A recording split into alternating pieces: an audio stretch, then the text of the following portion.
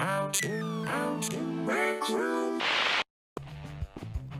guys, it is Monotone, and today on How to VanillaRec, we are taking a special suggestion from someone in the Discord called, I think it was Your Butler and then a $sign afterwards, but regardless, he wanted me to help him create a working target for a game or room he's working on. And by working target, I interpreted it as I'd say when hitting the bullseye, being able to get like a sound effect or a spark off of it.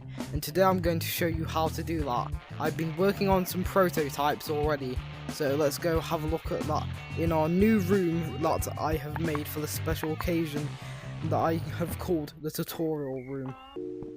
But as you can see, this is the prototype that I've came up with. And the bowling pin is what is going to work, as I didn't find anything that could help. But what basically happens now is these buttons are the only thing that interacts with the bowling pin, and they press down. And as you can see, the bowling pin can bounce up and down, but if you bounce it on the floor, it's not very reliable because it goes all over the place. So as you can, if I can, okay, that's not good.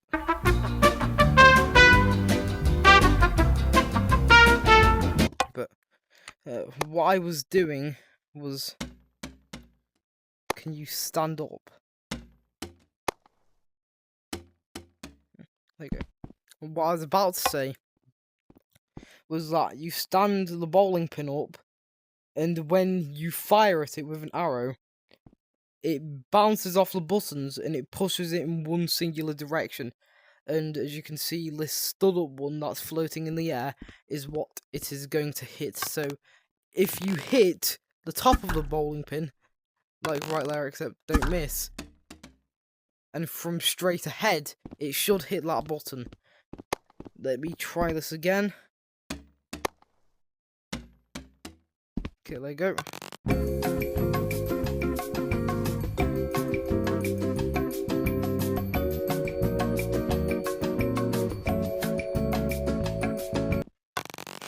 Let's try again. Yeah, there you go. I fixed it. But with that premise in mind, what I plan to do to make this happen is, you can already see I've got a sampler here, because this is how we are going to make it kind of give a animation for hitting the bullseye. So we've already got the buttons all laid out. Feel free to copy this and make a little platform for the bowling pin to go onto as well. But as you can see, you will need a sampler or a VFX chip, which you can find in, no, not math chips, other chips. You can find it here. But I'm not going to use that today, because I find this method a lot more reliable, since you can put your own sounds in it. But after you get that, you will also need a object respawner, and you will need what's it called? All them things that sends off sparks. Emitter. Okay, there you go. That's to send off the sparks, which I didn't do in the original version. That's for the noise, and that's to respawn the bowling pin. Okay, so let's get to work on it. This is going to be the prototype for it, but after you make it and put it all together, you can just float it in the air, add a bit of detail, make it go on a singular object. But as you can see, if you float it up in the air, if you float the object respawner up in the air, the bowling pin, when you connect it, will float in the air as well after it respawns until it is hit or shot by something. So you want it going down, and the center, that little white ball in the center, should be there or in the middle, or the middle going downwards. Then you want to go to configure, click it, and then go to edit tags. Wait, edit tags? No, tags to respawn. There's already a hashtag at the beginning, so you don't need to put a hashtag when you are typing it. So all you're going to type is bowling pin. No spaces, no capitals. That is the tag on the bowling pin, so it should respawn that. And I think it is change rotation on respawn. Yep. You put that on as well. And then let's record a little thing to make a sound when we hit it. So let's say something like yay or something like that. Woo! Yeah, baby, you hit the target. Woo! Woo! Yeah, baby, you hit the target. Woo! Okay, we have our sound. It sounds very strange, as you can see. But that's probably because the mic's been used for two things at once, or I've just got a very bad quality mic. But now that's recorded. Now we can get to wiring for the first part. So to wire this to the button, you go to. Oh wait, first you want to unfreeze this so it's not floating in the air, and you can wire it to things. Go to wire. Go to respawn objects by tag. Hold it down. Bring it over to the red output where it goes when button is pressed, or input. I can't remember. And then if you press it, if I can press it, I'm just gonna. Oh. There we go, and it works. So now that's done, you are then going to wire the sampler to it as well. You're going to get the play on signal and bring that also down to the when button is pressed. And as you can see, when we fire and hit it, oh wait, it's too far down. I almost forgot. Woo! Yeah, baby, you hit the target. Woo! It plays. And we're still not finished with it, so let's keep going. But now we want a spark or something, maybe confetti, to come down after you hit it. For confetti, just make it multicolored or any color that you'd like. For anything else, maybe sparks, try and change the texture, maybe make it red. You can change the size, which you will do in configure, go into there. The size can be modified. I'm going to put it to 10 at the moment. And you can see it comes out. The colour can be modified, so I'm not sure how you'd modify the colour, but we'll figure it out. I think it's multicoloured from the start. The K pin is a speed.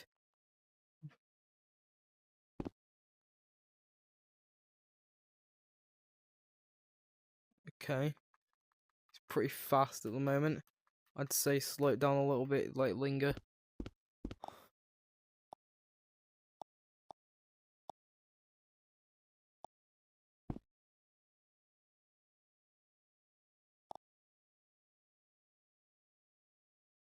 Okay, it's taking its time. So I think that's just the speed that it goes at to actually shoot it out. So maybe turn that to 20. Let's see how that does. Yeah, that works. And then the final value is the emission. How much is emitted once hit, or the amount of time it's emitted for. As you can see, works perfectly fine. Now we're going to wireless emit.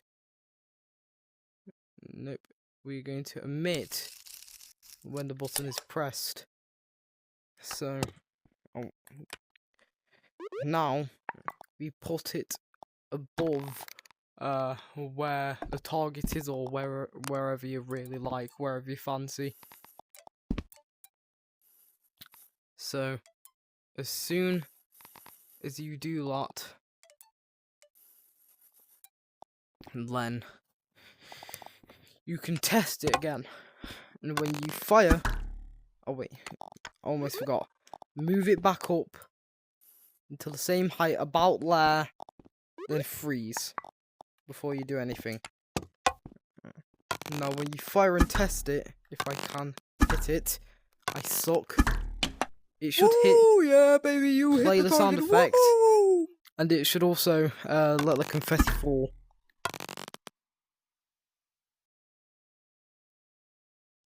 Is it still firing? It's still firing. Woo! Yeah, Okay, that's a baby, bit of a you hit the problem. target. Woo! Unfreeze that. Let's see if we can select it, see what's going on.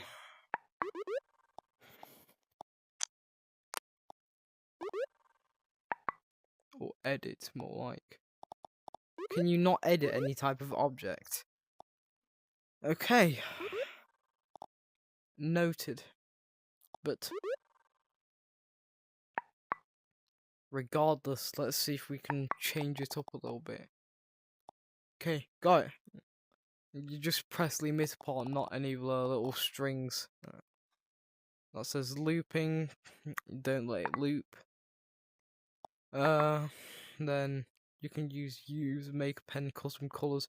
You can make it an explosion, as you can see when I loop.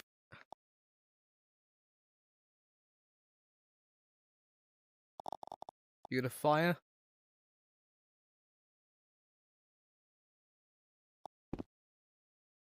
I'm not sure if it'll fire anytime soon. It might be outside that window. I'm not sure. But that's also how you make That's also how you make fireworks from map. I'll make a new one later on that. Oh wait, there's just a firework option there. There's hit 1, hit 2, distance fog, flash, leaves, wind. You can do whatever you want really. But at the moment we're just going to go with confetti, make it nice and simple. But regardless, now when we test it, if you turn off looping, I turned off looping. Woo! Yeah, baby, you hit the target. Woo! I'm sure I turned it off.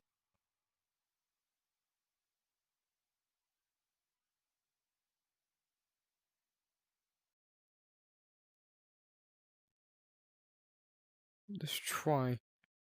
If it.